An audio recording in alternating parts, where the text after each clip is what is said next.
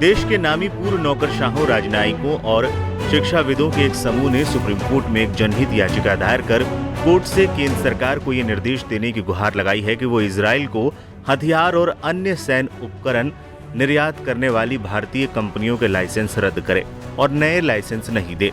इसके साथ ही ये भी मांग की गई है कि गाजा युद्ध के लिए सप्लाई किए जा रहे युद्ध सामग्रियों के निर्यात पर तुरंत रोक लगाने के निर्देश दिए जाएं। 11 लोगों द्वारा दायर इस जनहित याचिका में कहा गया है कि भारत को गाजा में युद्ध के लिए इजराइल को सैन्य सहायता तुरंत निलंबित कर देनी चाहिए।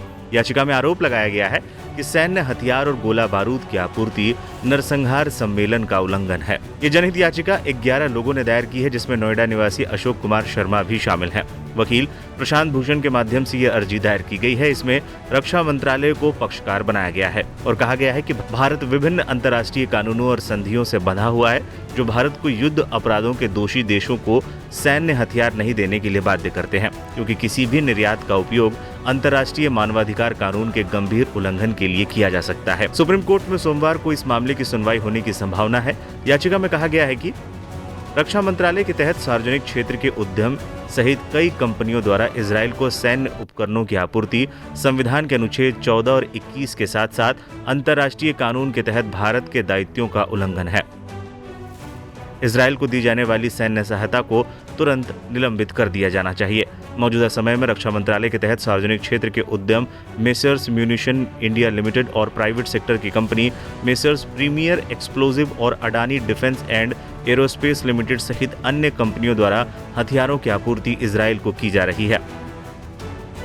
अधिवक्ता प्रशांत भूषण द्वारा दायर याचिका में कहा गया है, भारत को ये सुनिश्चित करने के लिए तत्काल हर संभव कोशिश करनी चाहिए कि इजराइल को पहले दिए गए हथियारों का इस्तेमाल नरसंहार करने, नरसंहार के कृत्यों में योगदान देने या इस तरह के कामों में इस्तेमाल न किया जाए जैसा कि अंतर्राष्ट्रीय मानवीय कानूनों का उल्लंघन होता हो।